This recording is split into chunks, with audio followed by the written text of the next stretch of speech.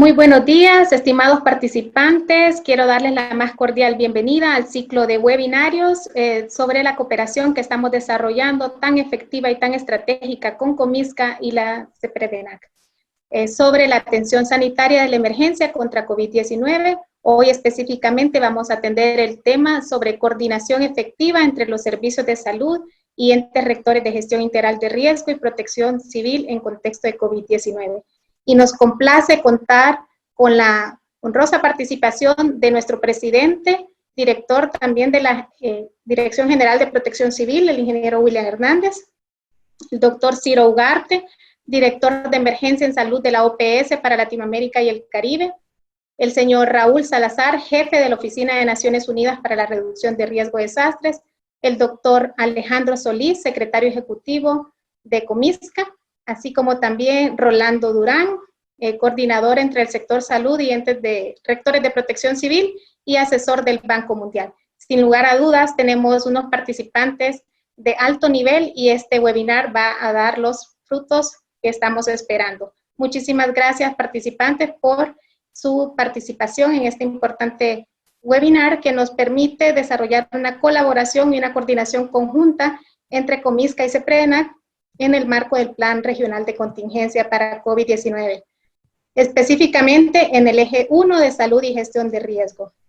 Esta actividad la llevamos a cabo para brindar capacitaciones dirigidas al personal de salud e instituciones de primera respuesta con una propuesta de abordaje multidisciplinario entre el sector salud y el sector de gestión integral de riesgo y protección civil, para proveer actualizaciones técnicas, así como promover el intercambio de experiencias en el manejo integral de la pandemia. También quiero saludar al general Cordero, que nos honra también con su presencia esta mañana y forma parte también de los participantes que nos acompañan.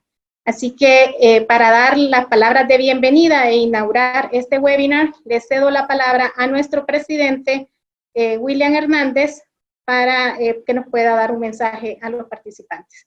Agradecemos sus palabras, ingeniero Hernández.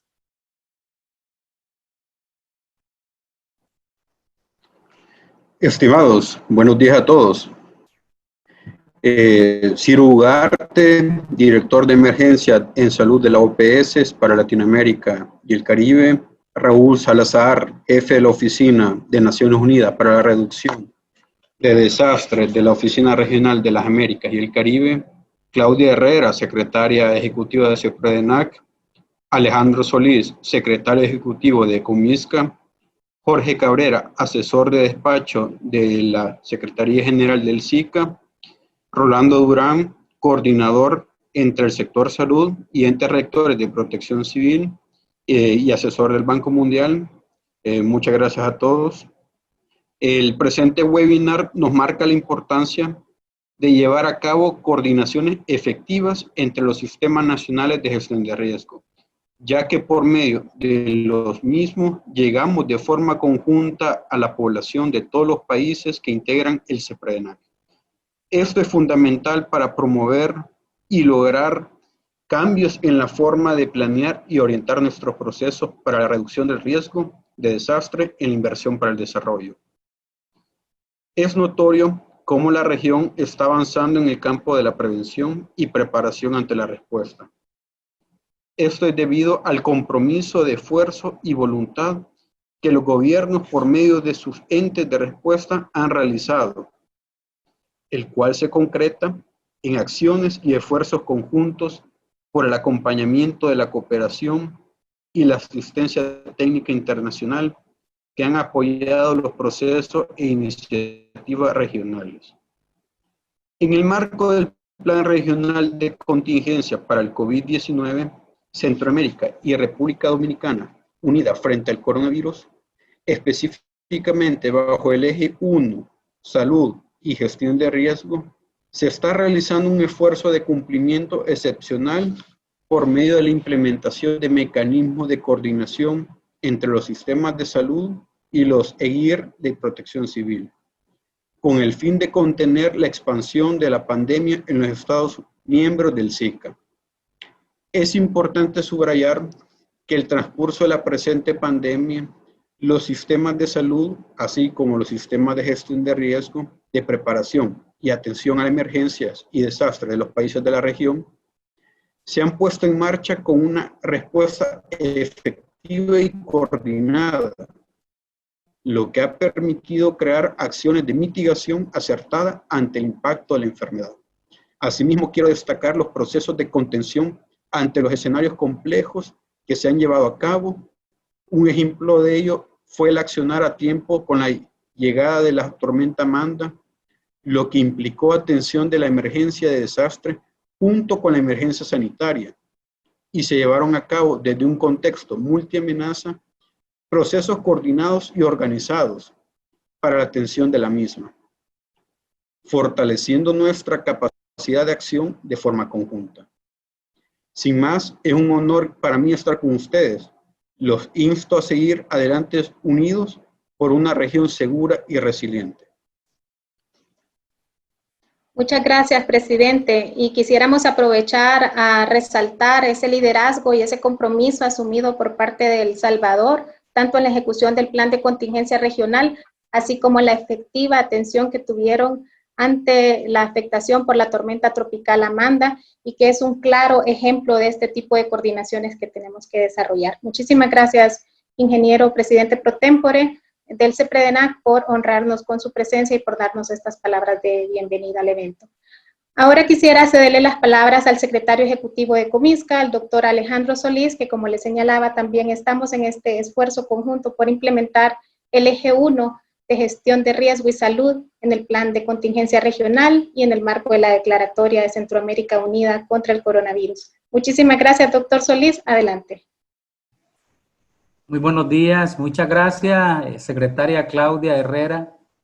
En nombre del Consejo de Ministros de Salud de Centroamérica y República Dominicana, reciban un afectuoso saludo y, como bien lo menciona la secretaria Herrera, hemos considerado que es muy importante realizar este ciclo de webinarios entre el CEPREDENAC y la Secretaría Ejecutiva del Comisca, dirigido a la atención sanitaria de la emergencia contra la COVID-19. Pero yo siempre acostumbro a darle muchas gracias a Dios por estas oportunidades que nos permite poder intercambiar las experiencias, los esfuerzos realizados en la respuesta para el control de la pandemia de la COVID-19 y por darnos salud, que es lo más importante para poder tener las energías necesarias para seguir trabajando en función de nuestros conciudadanos de la región del SICA. Entonces quiero saludar a la licenciada Claudia como secretaria ejecutiva del Centro de Coordinación para la Prevención de Desastres en América Central y República Dominicana, conocida como CEPREDENAC, al doctor Ciro Ugarte en representación de la OPS Washington, al señor Rolando Durán, asesor del Banco Mundial, a Raúl Salazar, jefe regional de la Oficina de las Naciones Unidas para la Reducción de Riesgos de Desastre, a las autoridades y funcionarios de las instituciones de protección civil encargadas de la gestión integral de riesgo de desastre y, por supuesto, a los trabajadores de la salud, dirigentes, autoridades que con su aporte nos ayudan a que estos esfuerzos que estamos haciendo en esta plataforma virtual de transmitir conocimiento y experiencia a través de estas sesiones de webinario, podamos aprovecharlas y explotarlas al máximo para que pueda tener mejor resultado la atención de nuestra población. En el marco del Plan Regional de Contingencia para la COVID del SICA, que fue aprobado hace ya varios meses por los presidentes y por los cancilleres, específicamente bajo el eje 1, salud y gestión de riesgo, en la actividad que está enfocada a brindar capacitaciones dirigidas al personal de salud e instituciones de primera respuesta, y para nosotros es sumamente necesario que podamos desarrollar iniciativas que nos permitan mejorar los mecanismos de coordinación entre los sistemas de salud y los equipos de gestión integral de riesgo con el fin de contener la expansión de la pandemia en los Estados miembros del SICA. Esta colaboración, que ya es una tradición, una buena costumbre entre las instituciones del Sistema de la Integración Centroamericana y la Secretaría Ejecutiva con la Secretaría Ejecutiva del CEPREDENAC, y por supuesto con el apoyo, el acompañamiento de la OPS, vamos a desarrollar estos 3 webinarios en el mes de julio de este año, precisamente porque consideramos que es necesario el que podamos nosotros informar cuáles son esos procesos y esos pasos que debemos de establecer para una efectiva coordinación y organización entre los servicios de salud y los entes rectores de protección civil para la respuesta efectiva ante la COVID. Y nosotros creemos que es muy importante fortalecer el abordaje multidisciplinario, intersectorial, y que esto nos va a permitir promover todas las actualizaciones técnicas necesarias y así como podamos también desarrollar el intercambio de experiencias en el manejo integral de la pandemia. Prácticamente en la región, a excepción de Belice, ya estamos en el escenario donde hay una transmisión comunitaria generalizada y eso nos coloca en una situación muy compleja en términos de cómo manejar y cómo responder ante la epidemia. Por eso es que sigue siendo válido, sigue siendo necesario el que podamos trabajar en educar a nuestra población en las medidas de prevención, en mantener el distanciamiento social entre las personas, pero sobre todas las cosas, el que podamos nosotros tener conciencia de que la pandemia pasa por la responsabilidad individual y colectiva para poderla controlar. Así es que muchas gracias. Este esfuerzo de coordinación y de complementariedad nos permite juntarnos en un solo esfuerzo para que podamos responder y ante cualquier evento natural también estemos preparados en la región. Que Dios les bendiga a todos y muchas gracias. Muchas gracias, doctor Solís, y sin lugar a dudas, pues es importante también recordarnos esa necesidad de darle gracias a Dios, ¿verdad?, por permitirnos estar en este tipo de encuentros que fortalecen las capacidades de respuesta de nuestra región. Bendiciones para usted y para el equipo de Comisca también. Y muchísimas gracias por el valioso apoyo. Ahora quiero darle la palabra al señor Raúl Salazar, jefe de la Oficina de Naciones Unidas para Reducción de Riesgo de Desastres.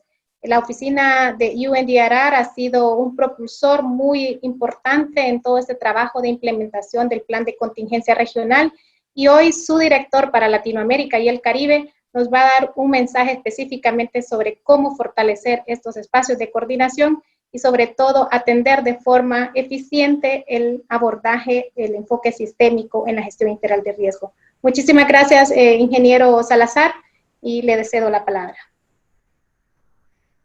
Muchas gracias, Claudia.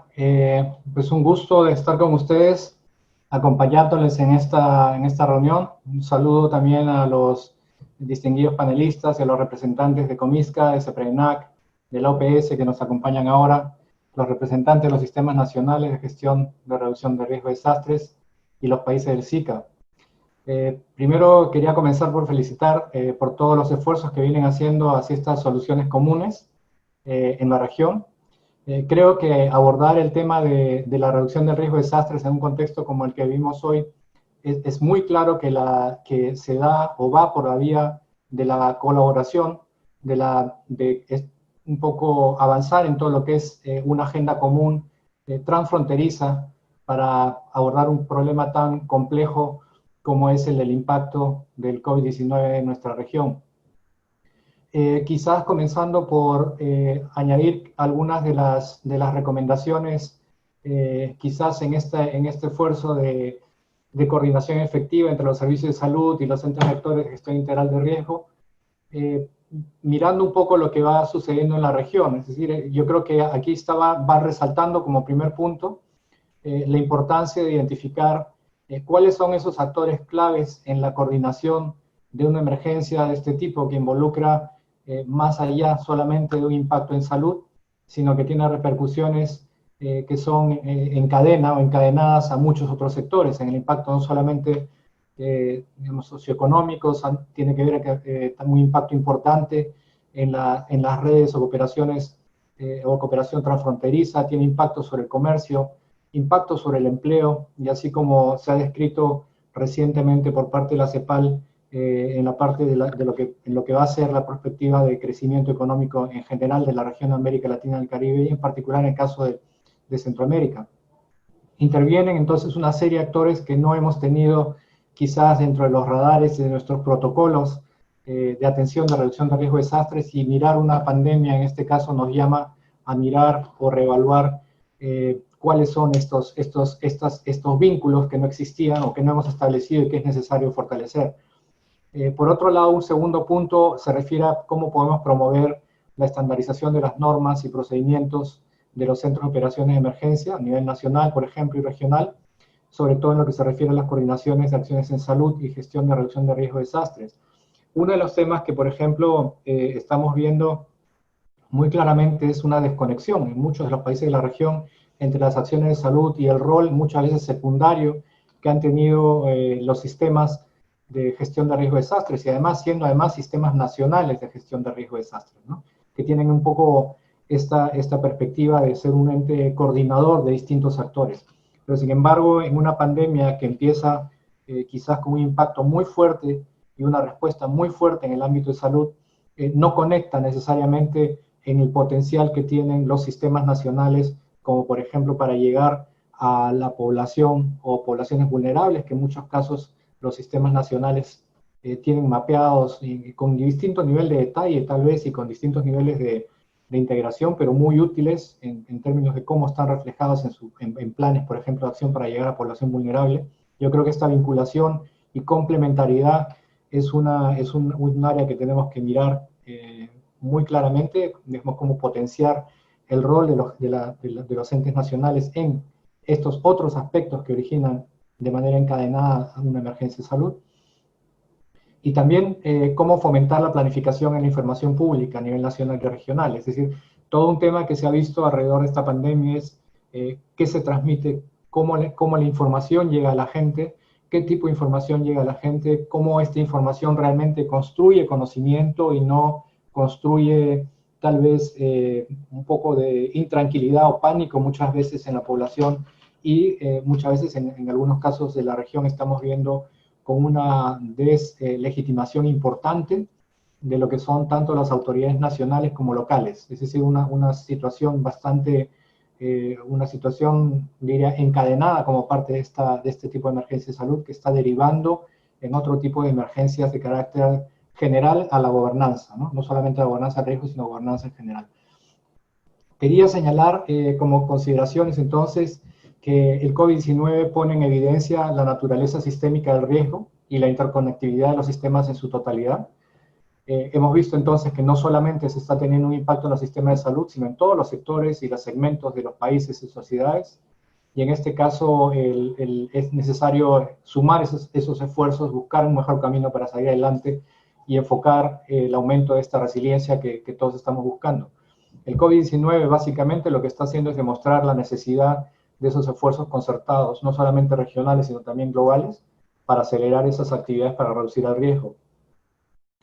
Tanto el marco de Sendai como el Reglamento Sanitario Internacional destacaban las amenazas biológicas como un eje de preocupación. Cuando los países se juntaron en Sendai para aprobar el marco, traían ya una preocupación de base que era alrededor de cómo venían con el impacto de lo que había sido el SARS en el año 2000, por ejemplo, y traen el tema de riesgos biológicos ya a la agenda. Y dentro del marco de Sendai se recogen estos aspectos como un tema central de preocupación también, y un llamado a los países a cómo se pueden recoger estos aspectos de riesgos biológicos en planificar esa respuesta y la preparación y reducción de riesgo de desastres.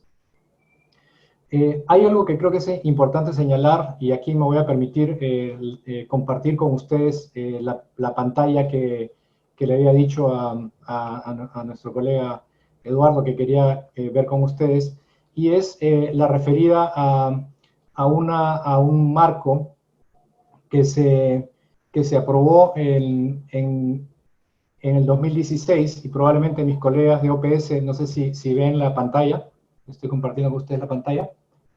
Sí. Sí. Muy bien. Sí, la podemos ver. Sí, perdón. ¿Ven este cuadro aquí? Sí, sí lo podemos ver. Gracias, Raúl. Los principios de Bangkok. Ok, entonces, sobre esto quería hacer a esta referencia de una vez que los países llegan digamos, a formular esta preocupación en el 2015 en el marco de Sendai, de cómo integrar los riesgos biológicos, sigue una actividad bastante concreta que se refiere a cómo se podía avanzar en esa línea, y en el 2016 se reúnen los países y formulan lo que se denominan los principios de Bangkok para la aplicación de los aspectos sanitarios del marco de Sendai. Se desarrollaron básicamente 7 principios, están detallados ahí, pero quiero solamente resaltar alguno de ellos, quizás el primero, que es totalmente relevante a esta conversación. Este principio señalaba en el 2016 de la necesidad de promover la integración sistemática de la salud en las políticas y planes nacionales y subnacionales de reducción de riesgo de desastres, y la inclusión de programas de emergencia y de gestión de riesgo de desastres en las estrategias nacionales y subnacionales de salud. Estos principios están enmarcados dentro de lo que es, en general, las actividades o el plan de integración de principios de salud en emergencias que promueve la Organización Mundial de la Salud, y en este caso PAHO también. Son unos principios que invito a poder revisar, porque no solamente están formulados quizás en la misma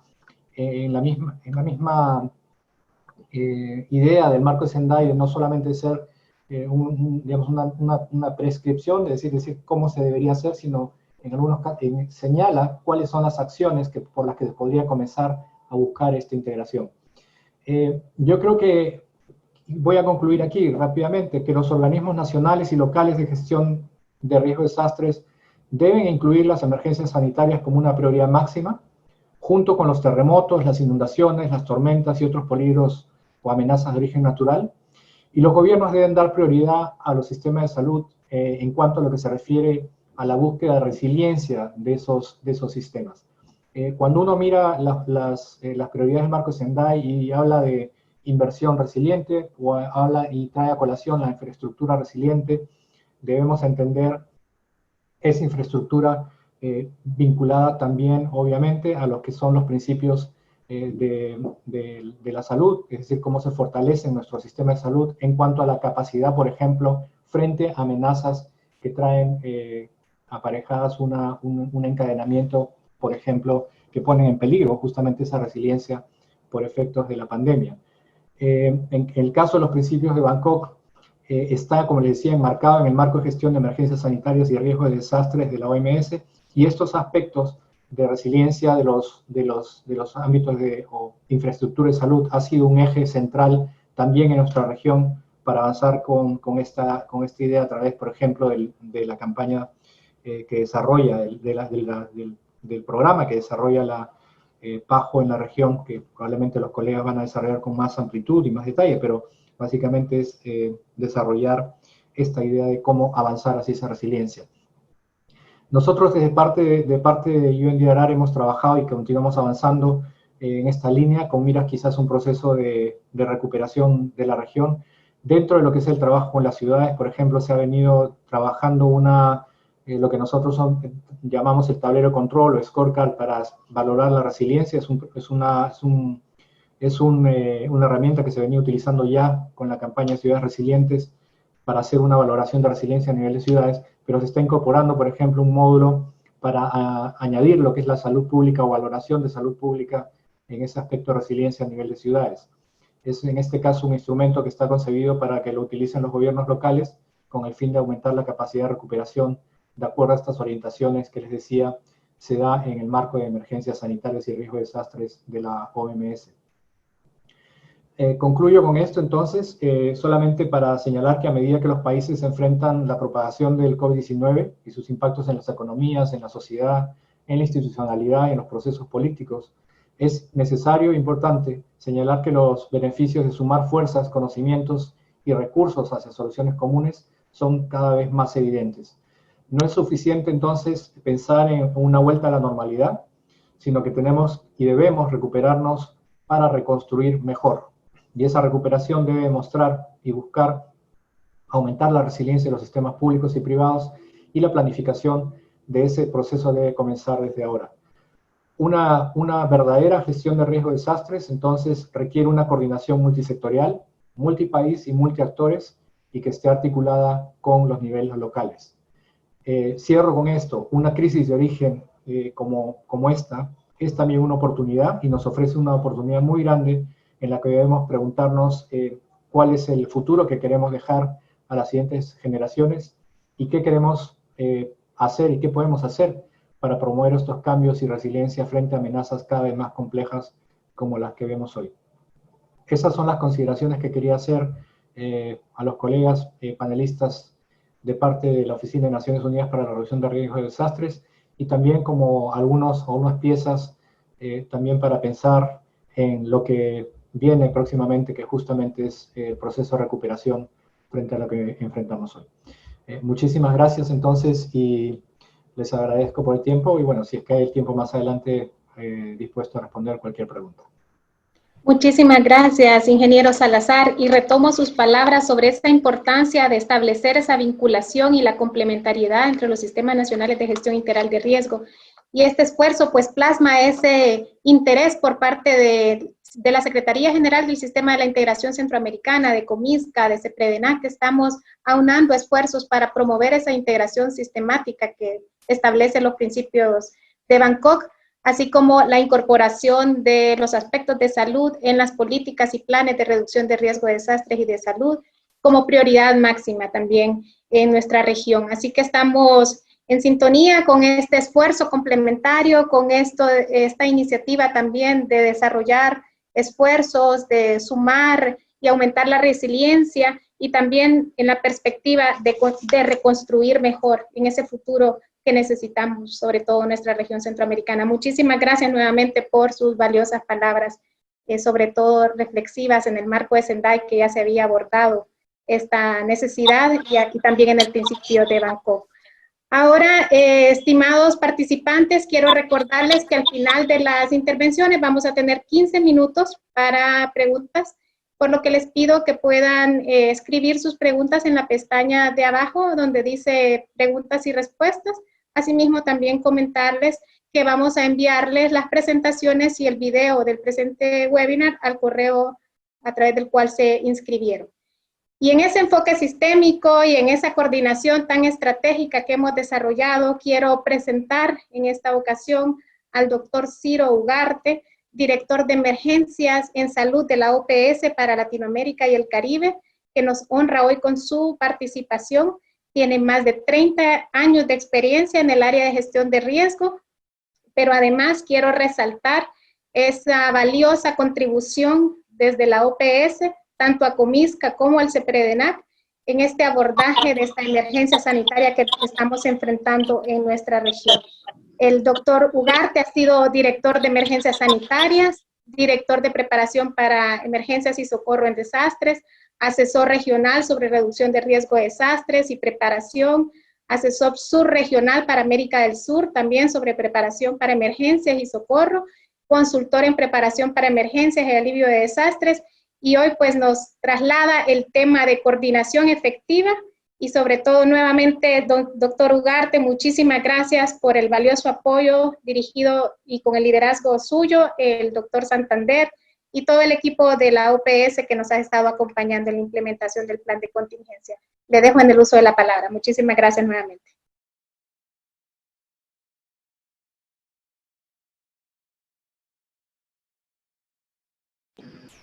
Supongo que me están escuchando, ¿cierto? ¿Sí? Sí, sí, sí, le escuchamos. Adelante, gracias. No, muchas gracias. Estoy con mi propia emergencia, porque ahora estoy conectado con el celular por alguna razón de todas las reuniones que he tenido.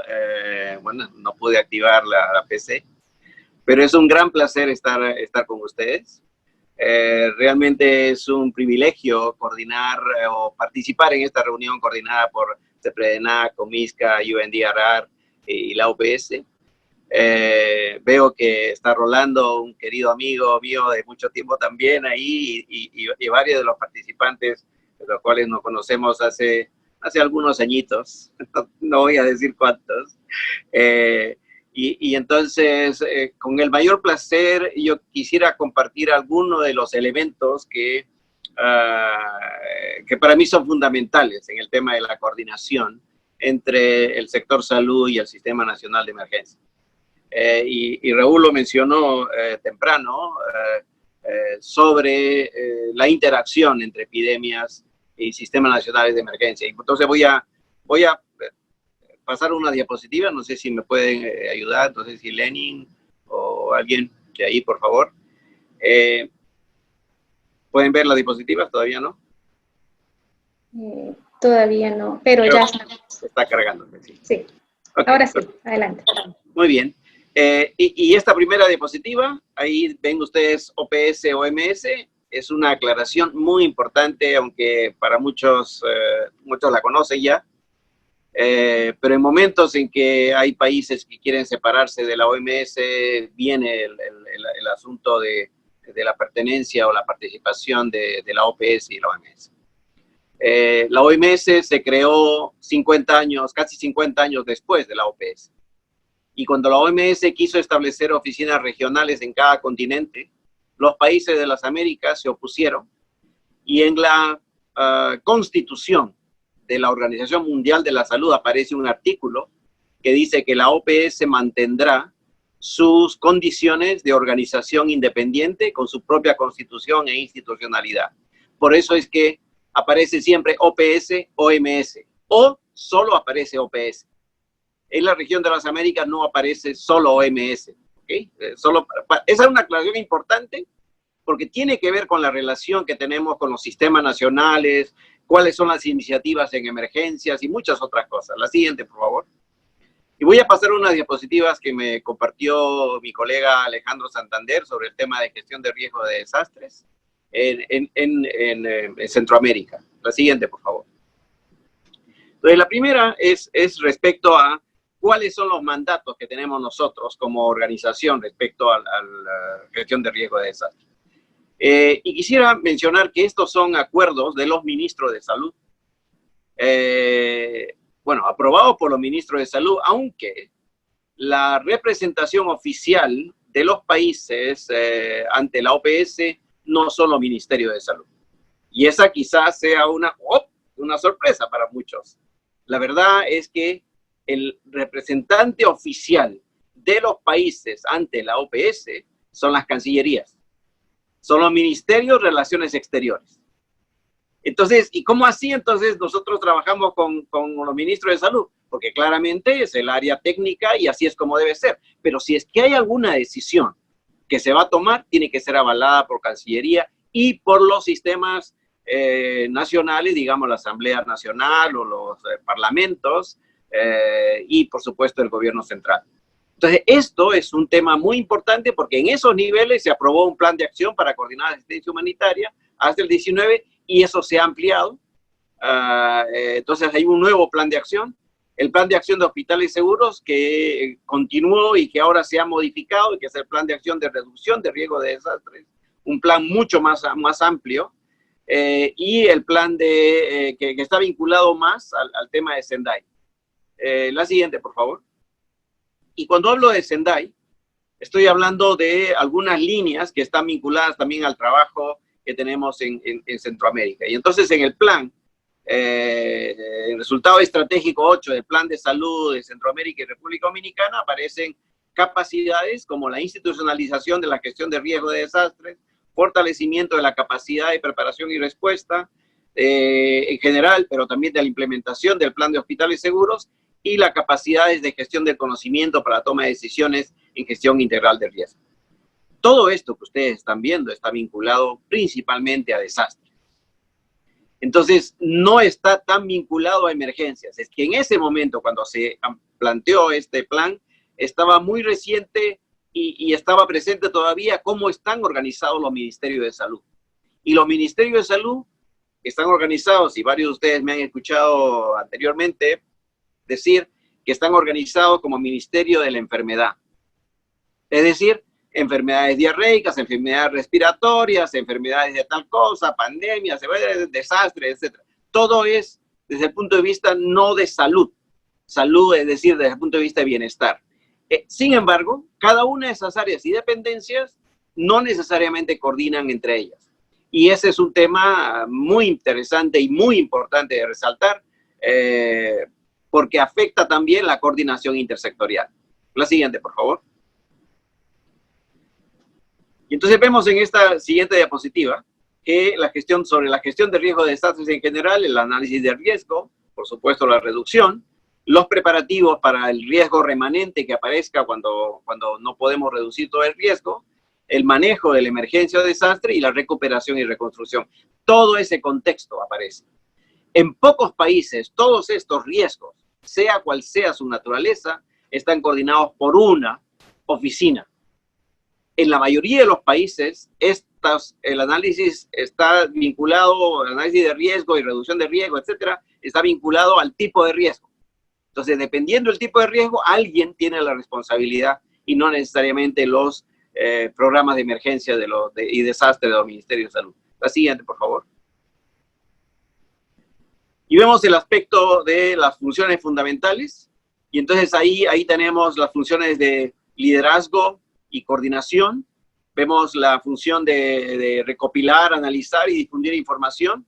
La función de brindar asistencia o cooperación técnica apropiada a las necesidades sanitarias y los servicios esenciales, que incluye movilización de recursos económicos y todo eso.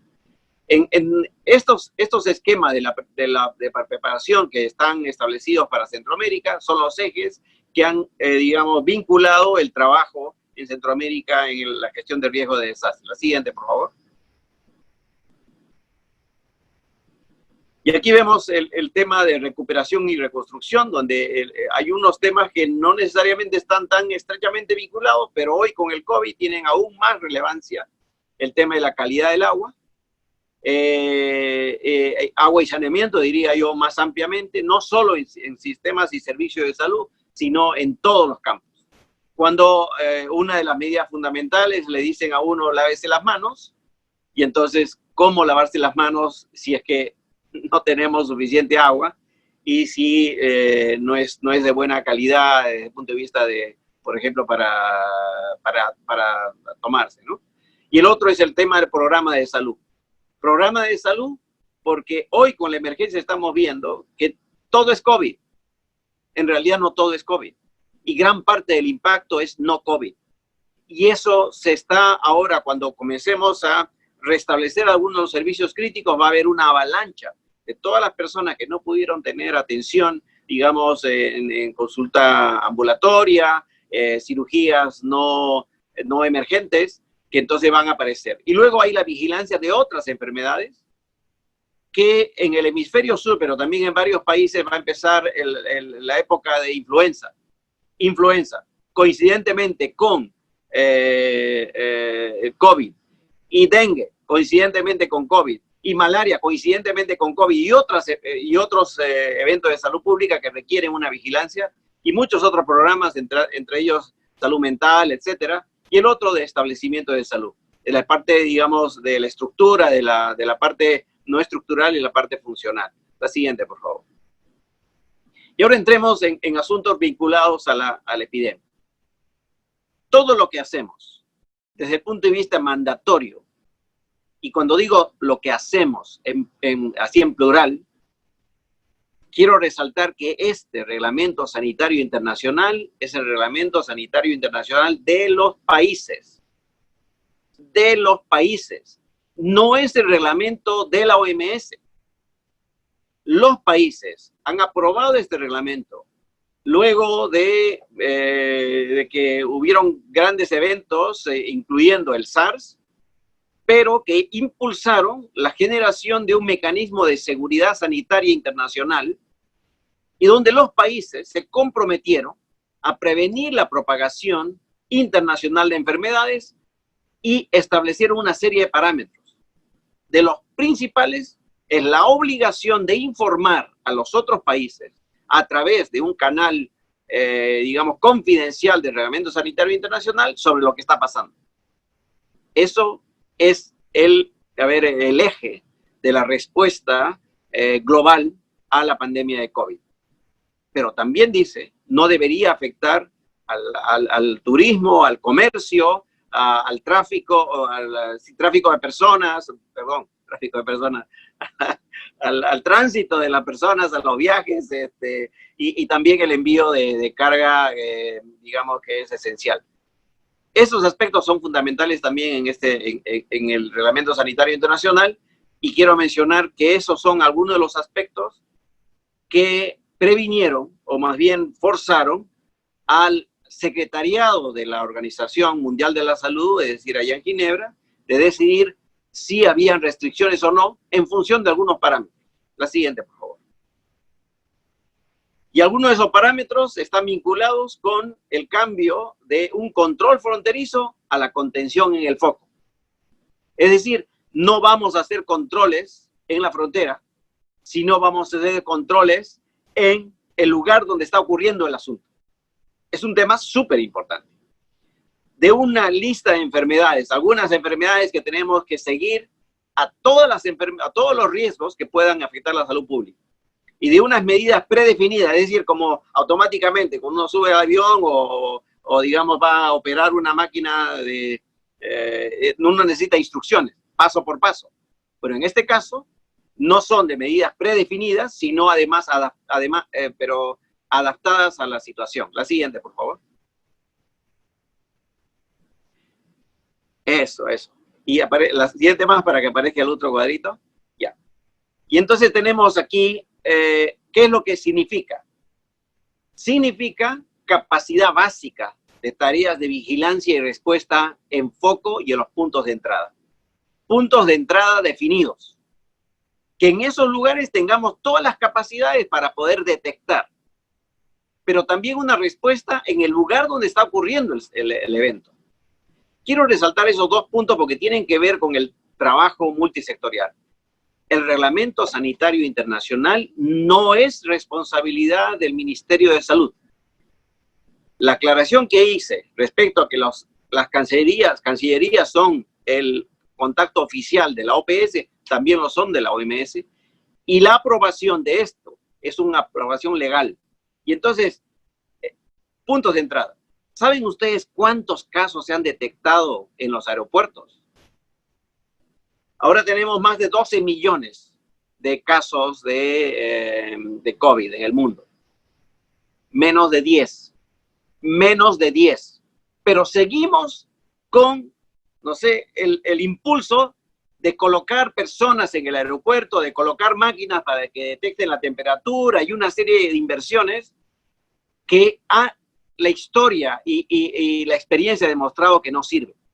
Canadá, durante el SARS, monitoreó a más de 2 millones de personas en los aeropuertos, tomándoles la temperatura y haciéndoles llenar documentos, etcétera, etcétera. ¿Saben a cuántos casos de SARS encontraron en los aeropuertos de los 2 millones que revisaron? 0. Ni uno solo. Los detectaron dentro del país. Si esto lo sabemos, entonces necesitamos fortalecer hacia adentro. Entonces, un instrumento de decisión para la evaluación de la notificación de eventos que van a ocurrir adentro del país.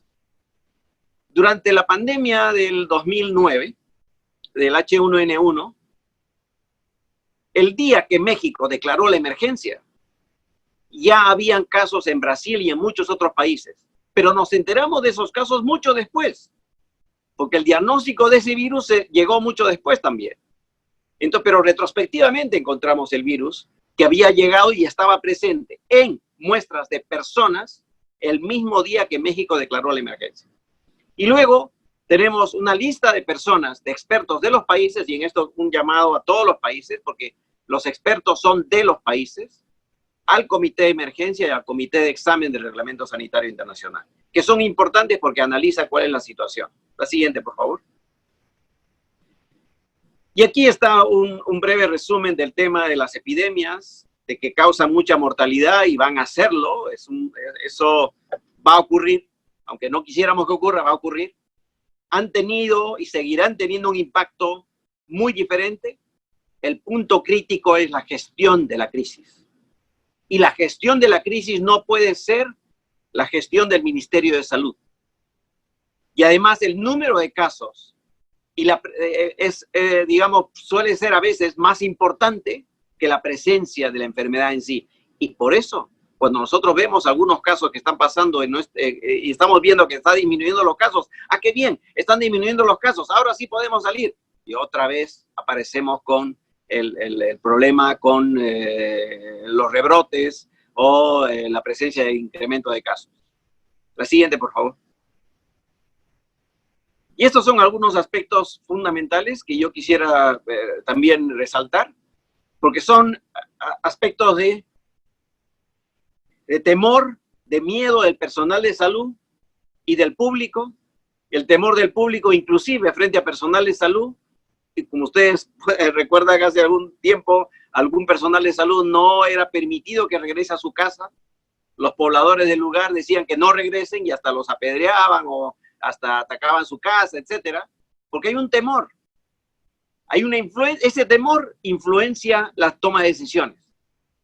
Cierre de fronteras, poner gente en los aeropuertos, poner gente es decir, en lugares donde en realidad no deberían estar en otros lugares.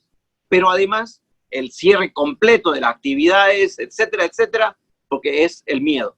Y la investigación de rumores. Hay tantos rumores. Hay tantos problemas. Quiero compartir con ustedes un hecho que ha pasado hace unas pocas horas. Un partido político en Bolivia ha pedido que la OPS salga de Bolivia porque en nuestras recomendaciones técnicas dice que el hidróxido de cloro, o sea, el cloro, la lejía, no se debe usar para tratar pacientes con COVID. Pero como hay mucha gente que piensa que eso sí sirve, ese partido político ha dicho, eso sí sirve, y cómo se atreve la OPS a decir que no sirve. Entonces, por supuesto, no va a prosperar, pero es un tema que quiero compartirles que tiene que ver con rumores, y hay mucho tipo de rumores. Y entonces recibimos WhatsApp, videos, YouTube, Facebook, y todo lo que tenemos, y a veces le hacemos más caso a eso. ¿Por qué? Porque no hay suficiente información del país. Aspectos técnicos específicos, es un agente específico nuevo, que no sabemos cómo se comporta todavía.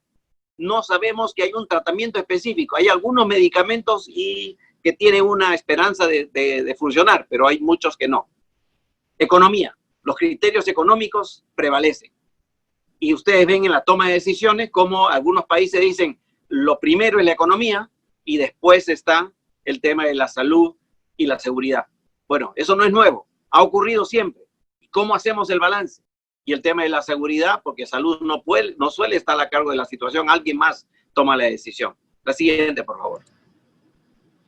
Las crisis sanitarias, entonces, basado en lo que hemos hablado, requieren un enfoque multisectorial. Y salud es solo una parte.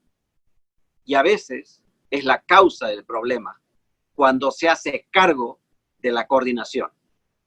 Porque no tiene la capacidad de coordinar una respuesta que es esencialmente multisectorial. Y ahí está lo que he mencionado muchas veces. Esto tiene que estar al nivel multisectorial. La siguiente, por favor. Y entonces, cuando tenemos emergencias y epidemias, debemos evitar distraer los recursos.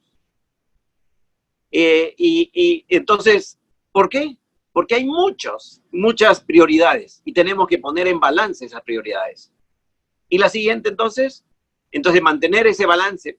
Apriete otra vez, por favor, porque hay un párrafo ahí. Eso, que se debe mantener un balance entre las prioridades de salud más importantes. Ese análisis no es tan fácil de hacer cuando tenemos COVID por todo lado. Y entonces es necesario ver cómo el COVID afecta no solo a las personas que están afectadas por el COVID, sino más bien a todos los servicios esenciales, inclusive dentro de salud. La siguiente, por favor. Y entonces necesitamos construir una capacidad de respuesta general que tiene que ver con los preparativos, la reducción de riesgo, etcétera, donde integramos el manejo de emergencias en salud dentro y fuera del sector salud y establecer una estrategia nacional. Pero ¿cuántos de los países tienen incorporado la respuesta a las epidemias como un riesgo al sistema dentro de los planes de los sistemas nacionales de emergencia? ¿Y cómo así ese rubro se implementa? La siguiente, por favor. Y entonces, en salud, a veces nos piden que nosotros averigüemos qué pasó con el virus. Bueno, es que no, la investigación es otro tipo de investigación. Y ese tipo de investigación tiene que hacerse por los canales del conocimiento y otros. La siguiente, por favor. Y entonces es necesario trabajar con otros socios, fuera y dentro del sector salud. Fuerza de Seguridad del Orden, Ministerio Público, Protección Civil, Servicio de Emergencia, etcétera, que tienen una acción y una actividad. Y otra vez les digo, salud no puede estar a cargo de la coordinación. Lo sé. Cuando empieza la epidemia, la emergencia sanitaria, el lógico responsable es salud. Y luego cuando esa emergencia se agranda y se hace muy difícil de manejar, sacar a salud no es tan fácil, porque es casi como desautorizar a salud. Es por eso que los sistemas tienen que empezar a activarse de inmediato cuando haya epidemias. Pero para eso se necesita que los sistemas nacionales quieran asumir esa responsabilidad o lo tengan en sus planes. La siguiente. Y entonces necesitamos proveer información abierta, porque eso es la mejor vacuna. Ahora que estamos hablando de vacuna, la vacuna ojalá que llegue, que se apruebe en los próximos meses y ojalá que en menos de un año la mayoría de la población tenga acceso a la vacuna. Eso es ser muy optimista. Sin embargo, si es que eso ocurre, está bien. Pero mientras tanto, necesitamos proveer información suficiente con las medidas que se recomiendan. La siguiente, por favor. Fortalecer la capacidad de los laboratorios a todo nivel y apoyo entre países. La siguiente, por favor. Fortalecimiento del sistema de vigilancia epidemiológica, incluyendo el reporte inmediato de eventos inusuales, activación temprana de la alerta, intercambio de información. Todo esto es parte de los mecanismos establecidos. La siguiente, por favor. Y las acciones nacionales dentro del mismo país. Varios interlocutores, lo hemos visto, lo estamos viendo, compiten por el protagonismo y la atención nacional e internacional. Salud, protección civil y varios otros sectores, y entonces a veces crean dificultades. La siguiente, por favor. Y los mecanismos de respuesta que están planteados ahí como mecanismo de respuesta nacional, que son los que nosotros sustentamos que deberían implementarse como parte de la coordinación entre salud y los sistemas nacionales de emergencia. Muchísimas gracias por vuestra paciencia. Muchísimas gracias a usted, don Ciro. Qué interesante participación y obviamente pues señala esas prioridades que también están establecidas en el plan de contingencia regional sobre fortalecer la vigilancia epidemiológica, también el control a lo interno de los países y las estrategias de comunicación y desarrollar información confiable, entre tantos señalamientos que nos ha hecho que seguramente vamos a tomar con la importancia que requiere dentro de nuestras entidades. Muchísimas gracias nuevamente. Tenemos un espacio para preguntas y respuestas. Les recordamos a los participantes que las puedan trasladar en la sección específica para que cuando terminemos la ronda de presentaciones podamos abordarlas adecuadamente. Tenemos ahora a continuación al señor Rolando Durán, quien es consultor internacional con más de 35 años de experiencia en gestión integral de riesgo, gestión integrada de recursos hídricos, adaptación al cambio climático.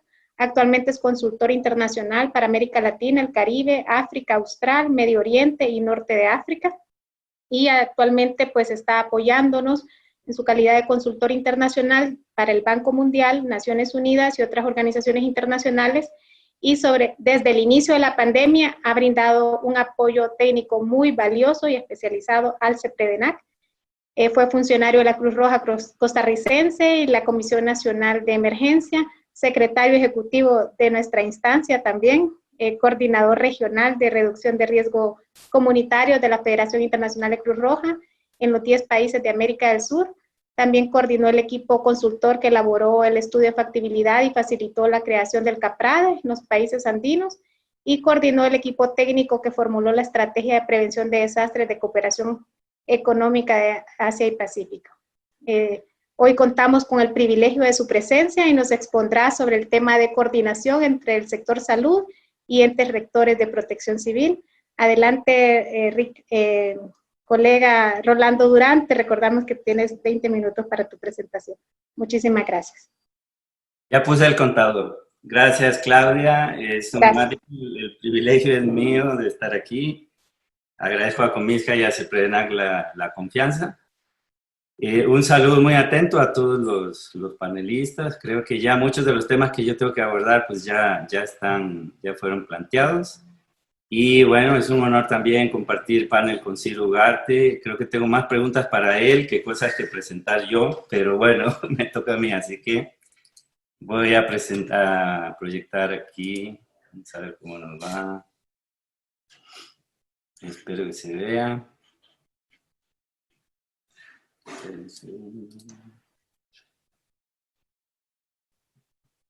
Sí estamos, ¿verdad? Ahora estamos bien, gracias. Muy bien. Bueno, el tema que me han pedido conversar es sobre la coordinación efectiva entre los servicios de salud y los entes rectores.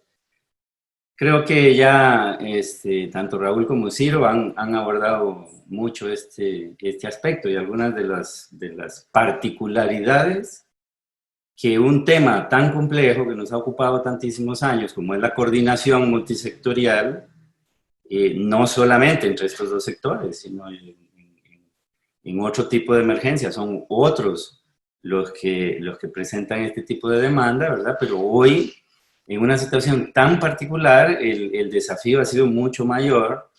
Yo diría que felizmente para dos sectores que ya tenían una práctica de prevención y que ya tenían una práctica de coordinación. Cuando Ciro habla de que la OPS se fundó mucho antes que la OMS, el CEPREDENAC se fundó antes que el SICA, por ejemplo, y recuerdo yo en Centroamérica, en América Latina, muchos esfuerzos de coordinación ya desde antes. Uno de los primeros documentos de coordinación que tuvimos en CEPREDENAC fue entre el sector salud y los entes rectores. Entonces, bueno, tal vez en general, estructuro esta presentación así. Tuve muchas dudas cuando recibí la invitación, Claudia, porque yo decía, bueno, ¿por dónde empezamos? ¿Empezamos por la respuesta, o sea, por lo que pasó? ¿O empezamos por lo que debería de pasar? Entonces, bueno, ahí al final decidí hacerlo un poco siguiendo el orden lógico, pero creo que me concentraré ahí al final en qué fue lo que pasó, porque es en donde hay como más expectativa. Lo primero es que, bueno, no vamos a hablar aquí, por lo menos yo en esta presentación, no de la gestión integral del riesgo, que sería un tema muchísimo más grande, pero de la preparación y la respuesta, perdón, y de los instrumentos y todos los mecanismos que eso conlleva, que curiosamente son los primeros acciones que empezamos a trabajar en la región ya desde hace décadas, ¿no? Entonces quiero hablar un poco sobre la preparación, sobre dos criterios que me gustaría desarrollar aquí para los entes rectores de gestión del riesgo y para los sistemas de salud, que son la continuidad de sus servicios y operaciones y la disponibilidad, que es una traducción muy mala del readiness en inglés, ¿no? Que es estar siempre ahí, ¿no? Luego el desafío mayor, que yo creo que fue lo que se enfrentó y se sigue enfrentando, que es el desafío de la articulación, sobre todo por la forma como fue necesario responder a esta emergencia tan particular. Y finalmente, lo que pasó, ¿no? Que fue, yo diría, fue y sigue siendo una secuencia entre responder y ajustar, responder y ajustar, responder y ajustar. Empezamos, luego vimos que era otra cosa, ajustamos, vimos que la cosa cambiaba y ahí nos fuimos en ese proceso.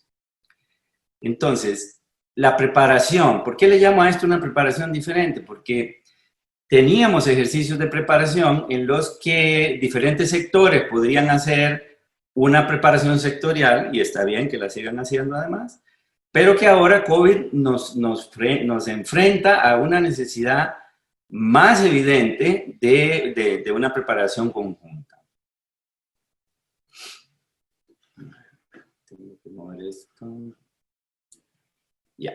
Los sistemas de salud y los sistemas de gestión del riesgo, entonces, están habituados a realizar acciones de preparación y de respuesta. Quizá dos de los sectores más preparados, más fogueados en este tipo de acciones.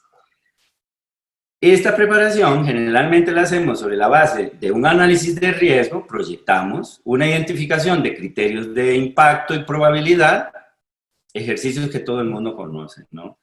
¿Cuál es la probabilidad de que nos impacte este y cuál es el impacto que esto tendría? Para terminar, generalmente descartando aquellos que tienen mucha probabilidad, un impacto muy, muy alto, pero una probabilidad muy, muy baja. Y entonces nos encontramos con planes generalmente que ese tipo de fenómenos no están incluidos o los fenómenos muy pequeños. También basados en la experiencia, ¿no? ¿Qué es lo que nos ha sucedido históricamente? Muchos países en donde tenemos información para proyectar. Y claro, una situación como esta que enfrentamos ahora, para aquellos sistemas que se organizaron con base en la experiencia, evidentemente no hay experiencia para esto. Disculpen. Un caso parecido podría ser el terremoto de Haití. El terremoto de Haití, que tenía un periodo de recurrencia de 200 años, pues claramente la experiencia no existía y tuvimos ese evento también de altísimo impacto y baja probabilidad. Y también en muchos casos nos encontramos con sistemas de respuesta que actúan de forma rutinaria pero que no se evalúan. Perdón.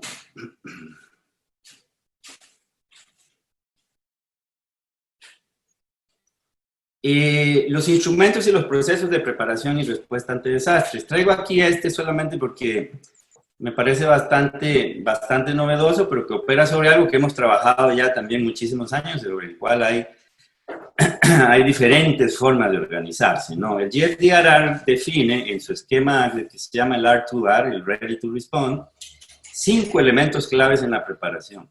Los quiero mencionar para ver cómo estos elementos estaban o no estaban presentes en esta situación que hemos pasado. Vean qué interesante, el marco institucional y normativo. Una de las cosas que yo diría que más ha generado impacto para poder hacer ese relevo, Ciro, que mencionabas, cuando la emergencia toma un carácter de crisis, entonces esa transición de un mecanismo de coordinación a otro mecanismo de coordinación requiere un marco institucional y normativo que a veces no está, y ante cuya ausencia aparecen entonces fenómenos o mecanismos un poco ad hoc. La información, también ya ustedes lo mencionaron, la capacidad del personal, instalaciones y estructuras, que generalmente de lo que hablamos son más de instalaciones de coordinación, pero que hoy es muy importante revisar en cuanto a instalaciones de respuesta. Y bueno, finalmente el equipo.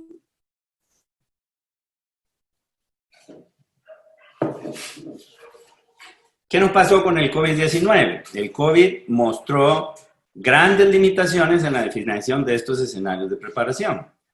Teníamos, en muchos casos, este tipo de conceptos, pero con COVID nos aparece una dimensión y una escala no previstas, un tiempo del estado de emergencia también nunca experimentado, el cruce de mandatos y procedimientos de coordinación que no fueron suficientes.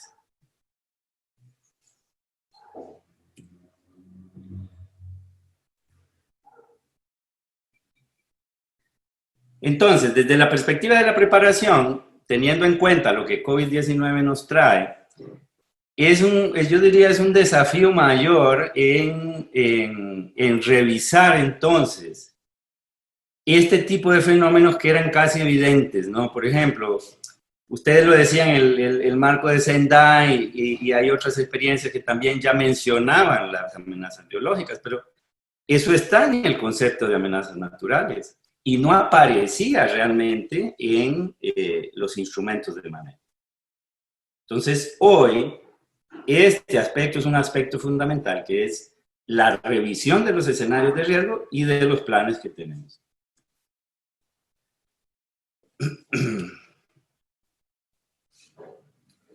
Un desafío, entonces, plantearía yo aquí, fundamental para los servicios de salud y de gestión del riesgo, repito, fundamentalmente en lo que tiene que ver con la preparación y la respuesta, yo quisiera plantear esto acá, es uno de los problemas que hemos encontrado siempre, que es la disponibilidad. La disponibilidad significa, hicimos el plan. El plan dice que necesitamos 10 ambulancias, pero el día que tenemos el impacto, 5 están dañadas. Que yo creo que es algo que aquí todo el mundo, los participantes y las participantes que están acá, conocen esa situación. Ese día la persona que más experiencia tiene no está. Ese día, qué sé yo, se cortó la luz y entonces los sistemas no funcionan, ¿no?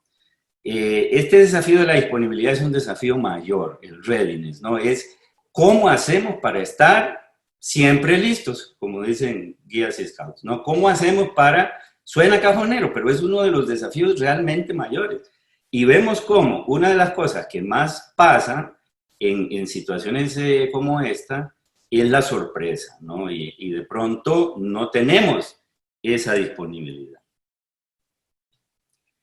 Y el otro que me atrevería a decir que hoy, que ya estamos en medio de la situación y que no sabemos incluso cuánto tiempo más va a tomar, es la continuidad. O sea, ¿cómo hacemos para poder mantener, cuánto tenemos? No sé, yo perdí la cuenta, ¿no? 4 meses, no sé, 5, de una respuesta continua y creciente además. Creciente. Estamos lejos todavía de poder empezar a bajar las demandas que hay para los servicios de emergencia. Si ustedes ven en los terremotos, por ejemplo, que son probablemente terremotos y huracanes que pasan directamente por un país, son situaciones que requieren una intensidad muy alta de respuesta, pero que rápidamente se pasan. En poco tiempo ya hay reposición de personal y ya estamos fuera. En este caso no. ¿Y cómo aseguramos esa continuidad de los servicios de emergencia y de los servicios de salud? Tengo ahí yo más preguntas que respuestas. La articulación, entonces, además de esto que mencionaba antes, para mí ha sido uno de los mayores desafíos. Sin embargo, creo que en Centroamérica ha sido un gran éxito. Realmente aquí cabe felicitar a Comisca y a CEPREDENAC por ese trabajo. Además, un trabajo que yo atestigué, porque es en una altísima intensidad, una altísima demanda política, pública, etcétera, ¿no? Y ahí coordinar se vuelve más difícil. 7 minutos. En la articulación, mencionaba antes entonces, uno de los desafíos mayores para articular es que no solamente la amenaza biológica, sino que hay otro tipo de amenazas que tienen responsabilidades diferentes, ¿no? Por ejemplo, lo antrópico. Ahí nos cruzamos con esa yuxtaposición de funciones. Y uno suponía en aquellos tiempos, cuando empezamos a trabajar los COEs, aquí hay mucha gente que recordará eso, uno suponía que estructuraba ese sistema de coordinación y todo estaba ahí, ¿verdad? Bajo lo mencioné el otro día, el C3 en aquella época, ¿no? Comando, control y comunicaciones, y entonces eso se podía manejar. Pero resulta que la dimensión de ciertos impactos, y sobre todo de ciertas amenazas, genera una demanda de coordinación. Y cuando el mandato es diferente, o sea, por ejemplo, incendios forestales, cuando se sale de control los incendios forestales, como pasa en Norteamérica, sí, en general en Norteamérica, también en el sur, en el cono sur, entonces, ¿quién tiene el mandato de qué? Y hoy con COVID nos hemos encontrado con esa situación. Articulación, otro problema en la articulación, yo diría, no solo quiero plantearlo como un problema, también quisiera plantearlo como algo que nos ha salido muy bien. Muchos instrumentos y procesos de coordinación. COEs, a veces uno dice, bueno, entonces, ¿cuál es la opción? El COE se articula y el COE comienza a coordinar. Pero para empezar, en muchos países hay muchos COEs, muchos. Hay los sectores, algunos de los que han sido responsables en venir mejorando su sistema, han creado COEs sectoriales. Y entonces uno se presenta en una situación que recuerdo muy bien que discutíamos con Claudia y el equipo del CEPREDENAC. ¿Qué va a pasar el día en que tenemos activado un COE, por ejemplo, de salud, y otro COE sectorial que está atendiendo una emergencia, y luego se viene el huracán, como ya pasó con El Salvador, y las mismas personas que tienen que asistir a los 3 COEs son convocadas al mismo tiempo? Y entonces, ¿cómo hacemos? Estaba discutiendo esto en Sierra Leona justamente la semana pasada, un país que tiene una grandísima experiencia de coordinación después del problema del ébola, ¿no? Y nos decían, bueno, esto sigue siendo una pregunta abierta, ¿verdad? Y entonces yo digo aquí, sí, es un gran desafío, y además creo que es un desafío que hoy, a estas alturas, puede ser abordado. Cosas muy prácticas, que también lo discutimos con Misca y CEPREDENAC en aquel momento. Los códigos de alerta. Hay alertas que tienen un color, y para un sector significa una cosa y para otro significa otro. Entonces, ¿cómo hacemos en medio de una situación como esta para articular y coordinar este tipo de situaciones que pueden generar realmente problemas muy grandes? Quedan 4 minutos, así que voy a acelerar un poco. Los procedimientos igual, ¿verdad? Procedimientos que uno dice, para esto en particular, aislado, este procedimiento está claro, pero cuando ya no está aislado, ¿sí? Lo que hablabas de cuando la emergencia está todavía en el campo de la salud, entonces, claro, el protocolo funciona, pero resulta que ahora se nos unió un problema de seguridad alimentaria, se nos unió un problema de atención psicosocial, se nos unió un problema de inundación urbana, se nos unió un problema de violencia intrafamiliar, etcétera. Y entonces, ¿qué hacemos, verdad? El procedimiento ahora, ¿cómo lo ajustamos? Tareas ahí pendientes. Por supuesto, la escala regional agrega complejidad, pero también agrega solución, porque tenemos la ventaja comparativa de poder compartir recursos y saberes. Finalmente, la respuesta. Yo creo que esto lo conocemos bien. Fue posible generar un instrumento de respuesta común, que ya no solamente fue de respuesta común entre salud y los entes de gestión de riesgo y de protección civil, sino también de otros que comenzaron a establecer cómo manejar la respuesta.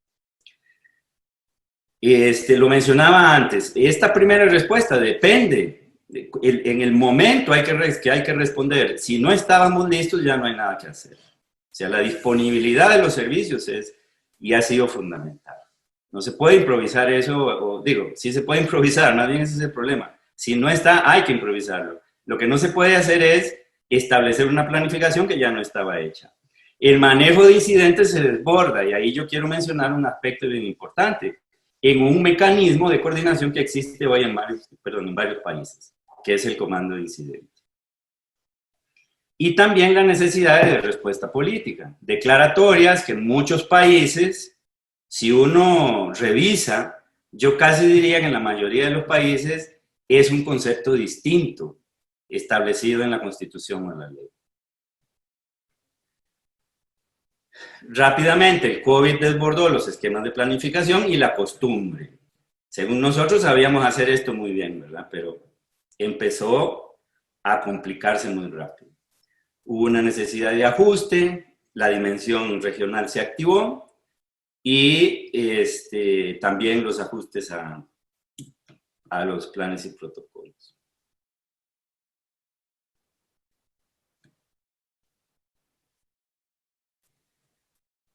Entonces, los sistemas han debido establecer estos mecanismos conjuntos de respuesta Y yo diría que el plan de contingencia lo que demuestra es la importancia de esta operación a partir de los marcos existentes, o sea, más bien fortaleciendo lo existente versus la improvisación, la información conjunta y unificada, el reto de la articulación de las estructuras de respuesta, fundamentalmente los COEs, la disponibilidad y finalmente velar por nuestro personal.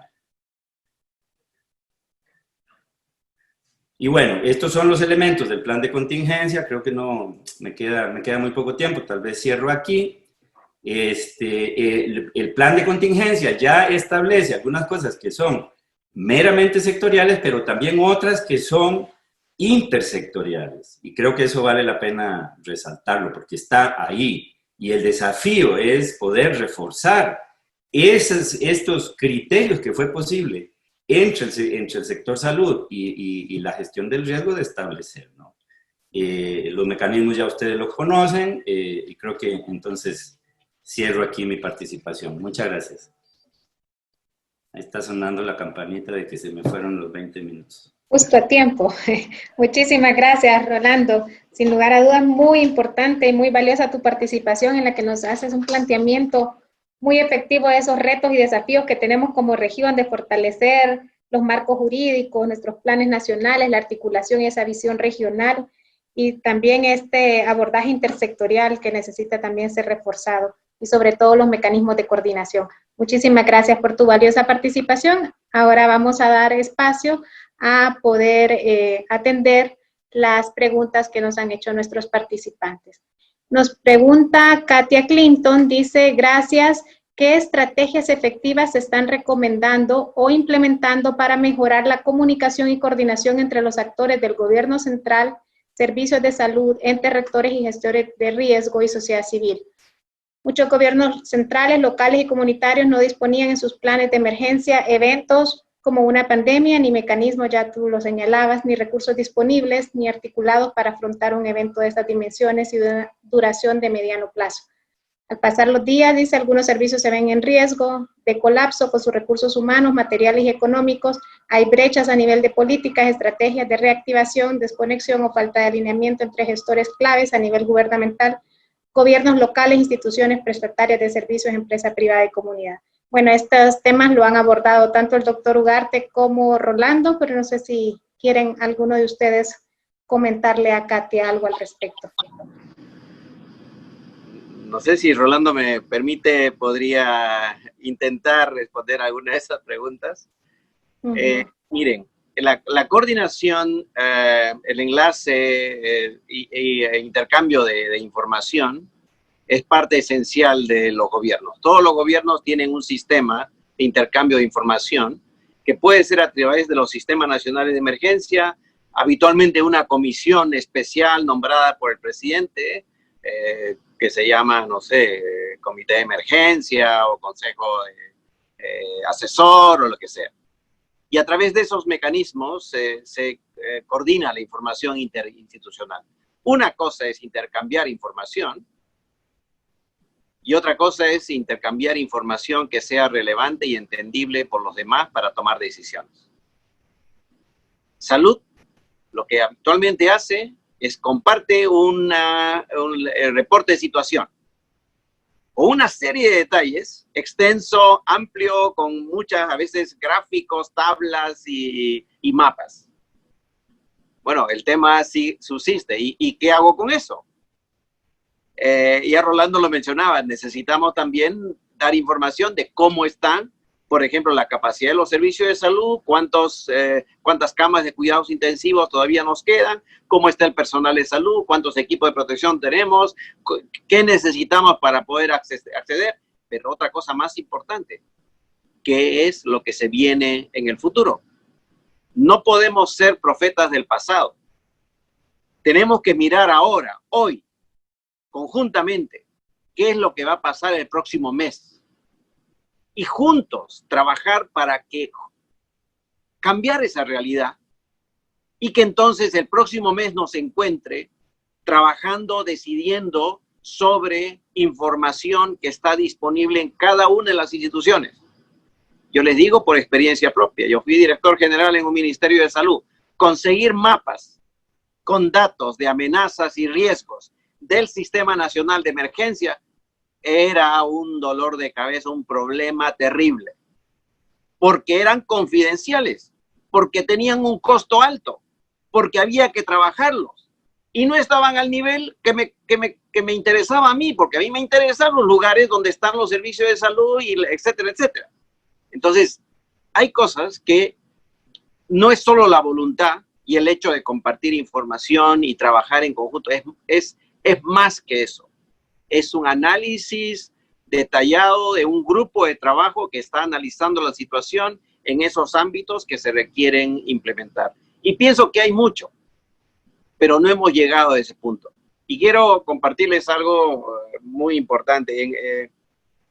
Cuando se estaba discutiendo Sendai, hubo una reunión de CEPREDENAC en Japón.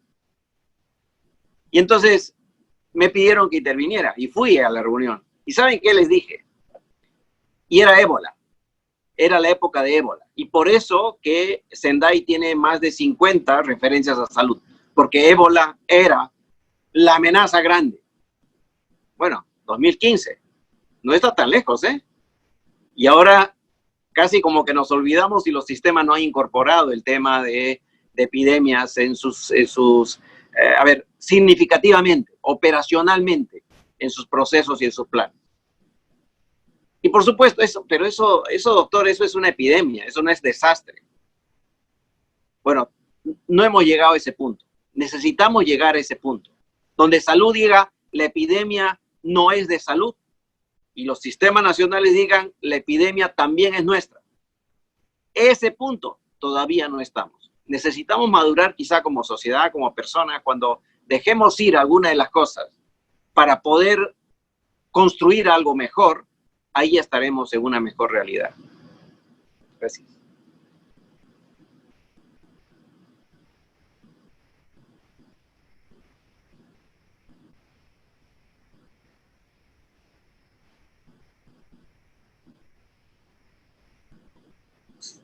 Disculpen. La siguiente pregunta es también para don Ciro Ugarte y también saluda a don Ciro Ugarte, el señor Hugo Yepes y a Raúl Salazar, dice al buen amigo Ciro Ugarte y Raúl Salazar, al incluir el sistema de salud en las dinámicas de los sistemas nacionales de gestión de riesgo de desastres, no corremos el riesgo de que se diluyan las acciones específicas que el sistema de salud pública tenga que implementar para prevenir y atender epidemias o pandemias como la actual.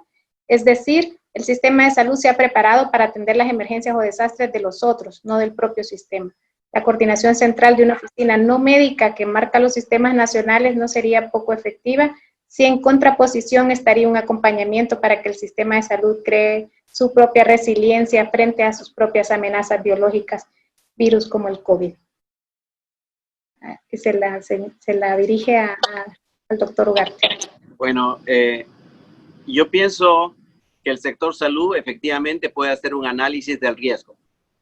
El sector salud también tiene capacidades para respuesta de los servicios de salud y de las redes de servicios de salud. Pero en epidemias y en pandemias de estas características, seguridad alimentaria, transporte, vivienda, trabajo, colegios, etcétera, etcétera, no puede asumir la salud, no sabe salud de eso. Hay que pasar eso a quien sí lo sabe. No diluye, más bien lo que hace es concentrarse en lo que sabe hacer. Si es que salud se concentra en identificar a quiénes se debe tomar las muestras, cómo tomarles las muestras y dirigir todos sus esfuerzos a eso, en lugar de atender preguntas de otros sectores de cómo, cuándo abro mi colegio, cómo lo voy a abrir y qué es lo que debo implementar. Bueno, la verdad es que necesitamos nosotros trabajar en esa línea. Es como darle, a Hugo, con el mayor cariño, Hugo, a los que están en el trabajo de la vigilancia de los sismos y de los volcanes, ¿no? Los volcanólogos, los sismólogos, que estén a cargo de la respuesta a un terremoto o respuesta a una erupción volcánica. De igual manera, el sector salud no puede estar a cargo, en mi opinión, Pero esa es mi opinión. La realidad es distinta. Pero creo que los países que activan sus sistemas nacionales de emergencia desde muy temprano en el proceso y que van asignándole a salud la responsabilidad de, primero, coordinación de la respuesta, pero como parte del sistema, y luego cuando la emergencia aumenta, entonces se involucran todos los demás sectores naturalmente. Ese es el proceso que queremos ver. Gracias. Muchas gracias, doctor Ugarte. Bueno, lo saludan. Sí, ¿Cómo, perdón? Sí, adelante, Raúl. Si me permite decir solamente para complementar lo que Ciro sugería y que me parece totalmente de acuerdo, ¿no? Tenemos que identificar los momentos que son diferentes para no solamente mirar lo que es la respuesta, sino también mirar todo este tema más amplio de la reducción de riesgo de desastre, es decir, mirar la construcción de escenarios. Y en la construcción de un escenario futuro, frente a la preparación, frente a futuras pandemias que van a ocurrir, esa coordinación intersectorial requiere de esa visión, de esa colaboración. Construir un escenario frente a pandemias no se puede construir sin la intervención del sector salud. Sin embargo, los posibles encadenamientos que esa pandemia puede tener en los distintos sectores que estamos viendo, economía, turismo, en el caso de México, ¿no? Pequeñas y medianas empresas, la misma presión de las personas que se encuentran en situación de vulnerabilidad, tienen que ser previstas también como parte de esa reflexión. Eso va más allá, como decía Ciro, de solamente un sector salud, pero una planificación de ese proceso de preparación requiere esa coordinación y al mismo tiempo reduce las presiones sobre la parte sanitaria a futuro. Las presiones que estamos viendo actualmente entre abrir la economía o no, que generan justamente una presión sobre la parte sanitaria, son justamente debido a esa falta de interacción, por lo menos de mecanismo de cómo vamos a cubrir esta otra parte. Así es. Muchísimas gracias, ingeniero Salazar. Bueno, tenemos otra pregunta para el doctor Ciro. Dice, conforme a su exposición, que ha sido muy valiosa, ¿puede un país, por lo tanto, deshacer el vínculo de la OMS? O sea, ¿puede rechazar la presencia de las funciones de la misma dentro de su país si no lo desea? Pregunta Alexis Silva López. Quiero... Interesante esa pregunta. Supongo que no está viniendo de acá de mis vecinos, de Washington. Miren, la construcción de los sistemas intergubernamentales para salud han precedido casi la mayoría de los sistemas. Porque, y quiero decirles que no se basa en salud. La OPS no se creó por la preocupación del bienestar de las poblaciones, aunque el documento lo dice. Se creó por razones económicas, por razones políticas y por razones de transportes de materiales y sustancias.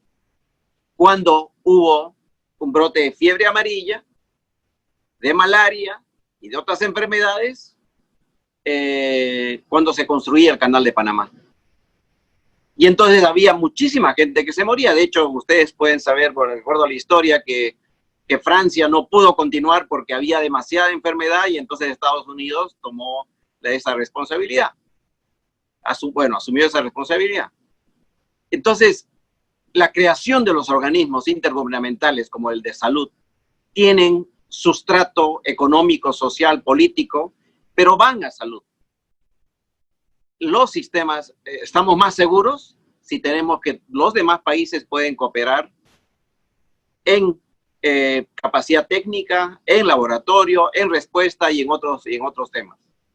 Y mi recomendación es que hay que contribuir a esos sistemas y hay que mejorarlos por dentro. No se puede salir de un sistema y luego entrar. De hecho, el país que quiere salir de la OMS ahora está en una situación de análisis de riesgo muy difícil. La mayoría de los actores se oponen. Es una decisión política, por supuesto soberana del gobierno, pero es una decisión que, en mi opinión, va a tener que cambiarse la misma decisión va a tener que revisarse, porque afecta mucho más al país que sale del que está dentro. Muchas gracias, don Ciro. Hay varias preguntas que vamos a resumirlas en relación a la atención psicosocial. Preguntan los panelistas sobre la necesidad de atender, dice Orlando Morazán desde Honduras, ¿qué podemos hacer para evitar una fatiga mental y física por parte del personal que está en primera línea, sus familiares directos? Donde se multiplican pues, factores negativos, por ejemplo, la discriminación, factores económicos, familiares, donde hay personas cercanas contagiadas y bueno, hace varias referencias al tema de atención psicosocial. También José Stolinki señala sobre lo que usted mencionaba de la mejor vacuna contra la ansiedad y el miedo es proveer suficiente información. Y también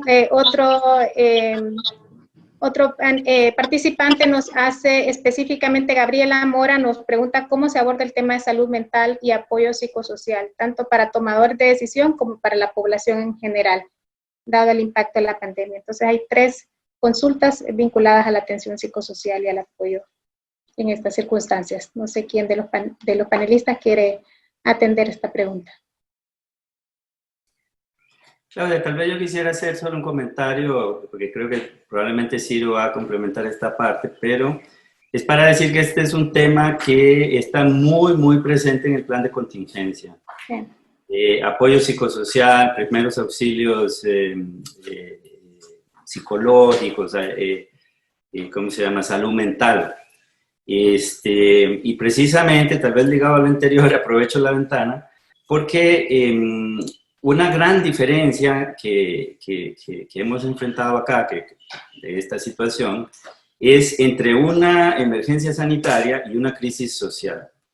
Y tal vez ahí ese momento en que se transforma una situación en la otra es lo que lo hace muy complejo, porque, claro, uno dice una emergencia de salud, por supuesto, es del sector salud, pero cuando ya la naturaleza de esa situación, de esa crisis cambia, entonces también tienen que cambiar los actores de una u otra manera. Pero simplemente para decir acá que es un tema que está muy presente y que además tanto CEPRENA como Comisca han planteado la posibilidad de apoyar a los países en procesos para fortalecer sus mecanismos de apoyo psicosocial. A veces nos olvidamos del tema psicosocial. Y quiero decirles que es prioritario. Y si no hacemos la intervención muy temprano en el proceso, después cambiar esa situación es extremadamente difícil. Entonces, reconociendo eso, deberíamos priorizar el tema de salud mental y aspecto psicosocial. Y quiero decirles que desde el punto de vista de salud, del sector salud, resulta una situación extremadamente difícil de aceptar que estamos en medio de una epidemia y tenemos que hacer pruebas y atención a los pacientes y todo eso y preocuparnos de la salud mental o aspectos psicosociales de la población. Cuando en realidad ese aspecto podría evitar que tengamos más pacientes. Porque a través del impacto, digamos, de compartir la información, pero también interactuar con la población y con las comunidades, para que tome las acciones de protección adecuadas y que no se fíen, digamos, de los rumores o de las falsas noticias. Ahí estoy entrando con alguien que está cerca acá. Fake news o lo que llamamos infodemia. Eso es demasiado tarde. Convencer a la gente que lo que está haciendo los ministerios de salud es correcto, cuando todo ese tiempo no le estamos dando atención al tema psicosocial y que estamos, digamos, enterrados en el tema de buscar los contactos, atender a los pacientes y nada más que eso, ese es un error y estamos pagando ese error. Ojalá que esta lección sea aprendida de una vez por todas. En los desastres, al menos 25% de la población tiene problemas de salud mental que requieren intervención especializada. 25% de la población. No estoy diciendo que tienen, digamos, problemas de salud mental como tipo de enfermedad, pero requieren intervención. Olvidar eso es un error garrafal y pienso que ahora, con todos esos esfuerzos, hace como 3 semanas, la OPS lanzó la iniciativa de salud mental, pero para mi gusto demasiado tarde y demasiado poco. Aún así, los países tienen que intervenir en eso y nuestro equipo de salud mental de la organización y de las oficinas de países están disponibles para poder ayudar a los países. Si hay una iniciativa sobre eso, con todo gusto. Los expertos en salud mental están a su disposición, pero hay otras instituciones que conocen de este tema tanto o más que la OPS. Cruz Roja, UNICEF y varias otras ONGs que trabajan en eso.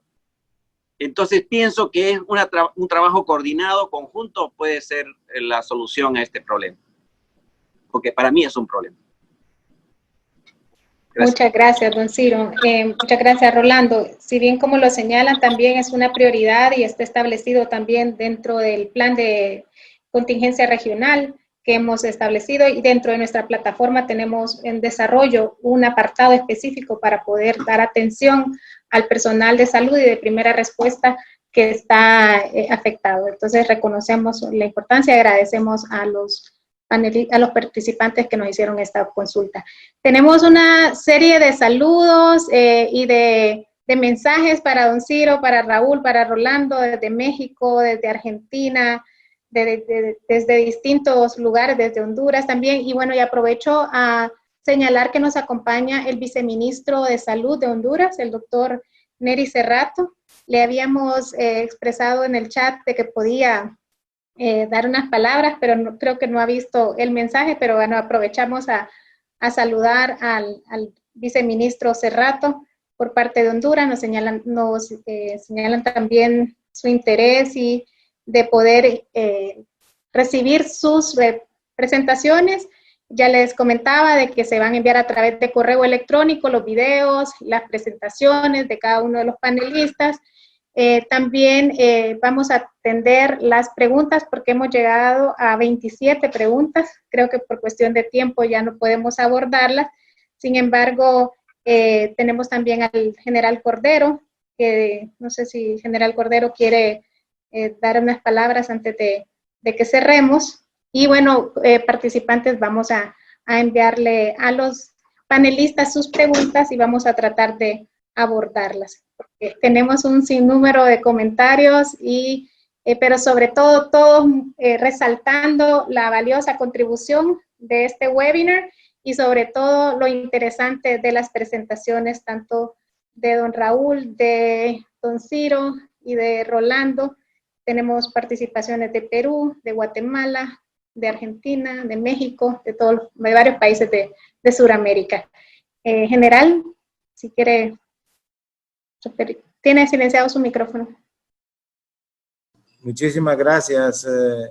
Realmente, Claudia, creo que es muy importante este tiempo que se está invirtiendo a través de los programas que CEPREDENAC está impulsando, y al igual que CONCICA, porque este es un momento en el que tenemos que estar haciendo los análisis de cuál es el avance que hay entre lo que es el nivel de contagio que hay de la pandemia versus lo que es el aspecto económico y financiero de las consecuencias que están dejando algunas de las medidas que para evitar esa propagación se asumen por los países.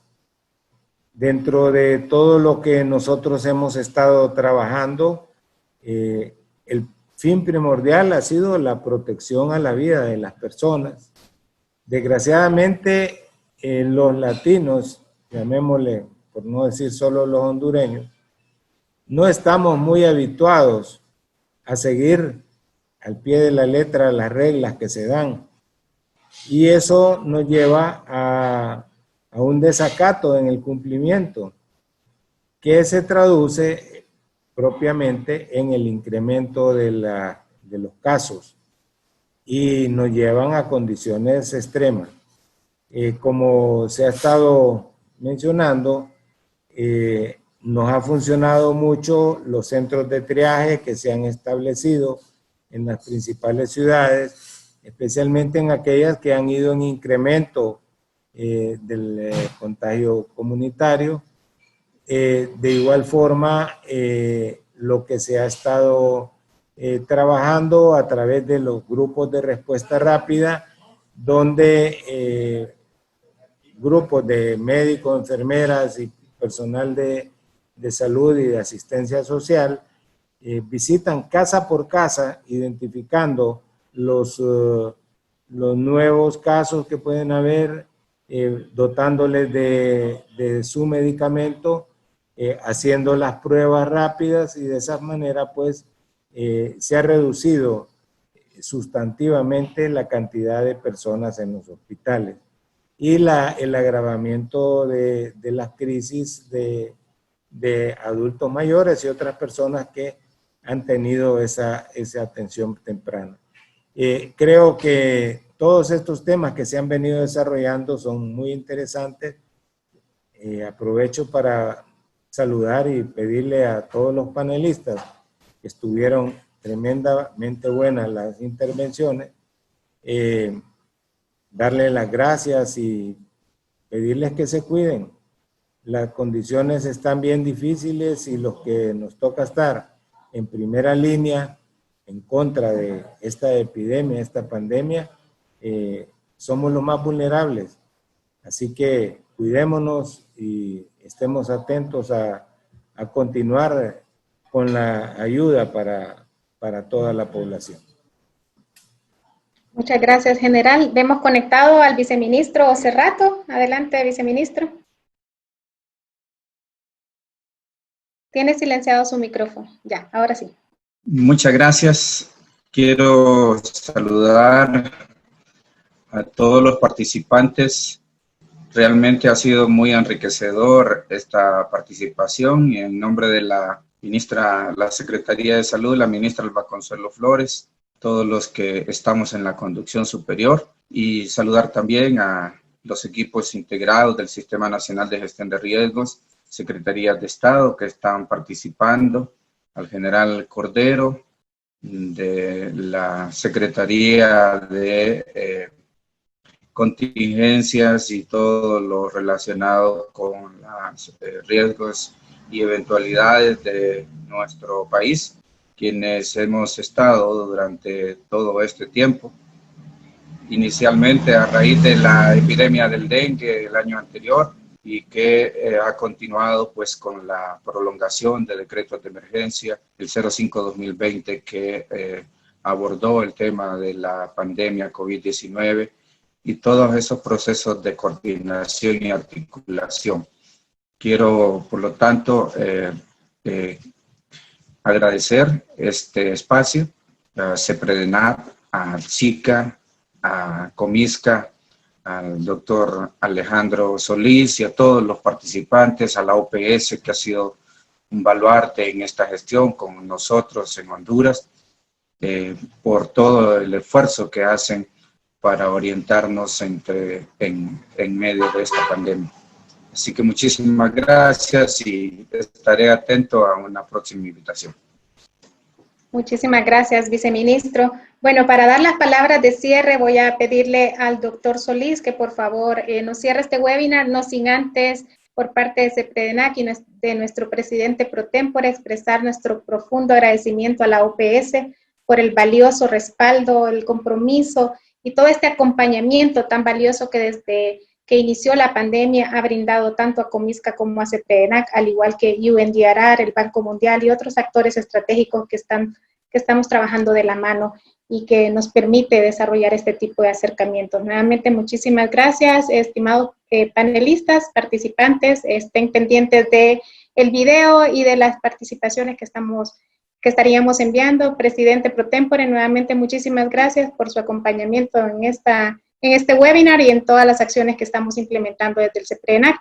Ahora sí, secretario Solís, le agradecería sus palabras de cierre del presente webinar. Gracias, Claudia.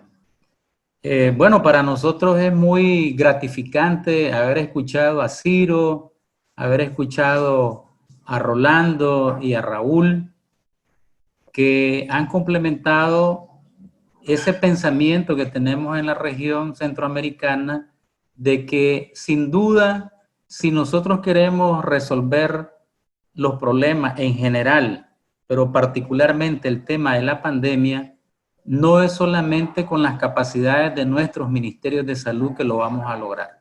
Se requiere indiscutiblemente de un abordaje intersectorial, complementario y donde todos tenemos que sumar esfuerzos para que la respuesta a esta contingencia sea efectiva y realmente tenga un impacto a nivel de nuestros conciudadanos. Si logramos eso, realmente hemos dado pasos significativos en el fortalecimiento de nuestros sistemas de salud y de otros sistemas que tenemos activados en la región. Y el otro mensaje que yo quiero trasladar es que, sin duda, el componente psicosocial, afectivo, emocional, ha sido determinante en estas condiciones pandémicas. La población, por distintas razones, sea porque está enfermo, o sea porque tiene consecuencias de la enfermedad, en los aspectos que ya se señalaban, de carácter laboral, de carácter familiar, han experimentado cambios emocionales que debemos atenderlos y estamos atendiéndolos. Nosotros desde la Secretaría hemos venido impulsando una serie de webinars dirigidos al personal de salud mental de nuestros ministerios para darles las herramientas que puedan contribuir a brindar una atención de calidad a estas personas. El confinamiento ha sido una medida que ha trastocado los sentimientos y las emociones de las personas. Los seres humanos no estamos acostumbrados a estar encerrados. Por naturaleza, somos seres sociales y en consecuencia esa privación nos afecta emocionalmente. Pero yo creo que poco a poco hemos venido entendiendo que estas situaciones extremas a veces tenemos que repensarlas para poder garantizar que nuestra población realmente lo que tenga más bien es confianza, seguridad, optimismo y que pueda entender que los esfuerzos que estamos haciendo a nivel de estados, a nivel de instituciones, de organizaciones, es acertado y que esté en función de resolver las mayores necesidades que pueda experimentar el ser humano en esta situación tan compleja que ya tenemos varios meses y todavía estamos viendo que la condición de la evolución natural de la enfermedad no le vemos ningún tipo de mejoría por ahora. Entonces tenemos que cuidarnos, como decía el viceministro hace rato, tenemos que apreciar este bien tan importante que es la salud en cada uno de nosotros, igualmente de nuestra familia. Yo quiero agradecer a todos ustedes los que han participado. Hemos tenido casi 180 personas conectadas en este webinario. Quiere decir que este instrumento sigue siendo útil, valioso y necesario, que debemos de seguir aprovechando para trasladar el mensaje, el conocimiento, la experiencia, pero sobre todo el amor que podemos expresarle a nuestro prójimo al ponernos al servicio de ellos en cualquier circunstancia que se requiera. Muchas gracias y muchas bendiciones para todos. Muchas gracias, bendiciones. Hasta el próximo webinar. Los esperamos.